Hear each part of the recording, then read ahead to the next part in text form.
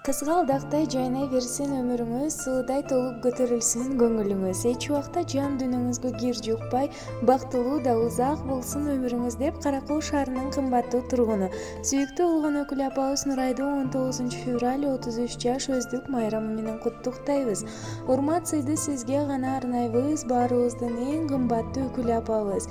Эч убакта бул жашоодо кайгы капа тартпастан жакшылыктарды көрүшүңүздү каалайбыз. Бак-дөөлөттүн чокусунда туулуп, арабызда аман-эсен болуп, Өкүл уул-кыздардын сый-урматын көрүп, тагдырдын тартуулаган жакшылыктарын кечип, атабыз бакыт менен түбөлүк бактылуу жашап, бекем ден соолукта, узак өмүрдө жашашыңызга тилектешпиз деп Өкүл балдар эл зыярат аттуу Азамат Айжамал куттукташат.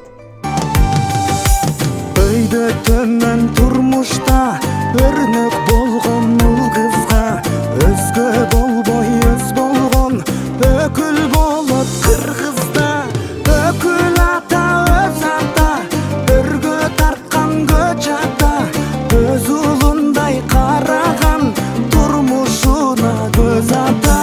Өкүл эне өз эне, өбөк болор сөз эле, Өкүл кызын жат көрбөй сыйлап алат өз эле.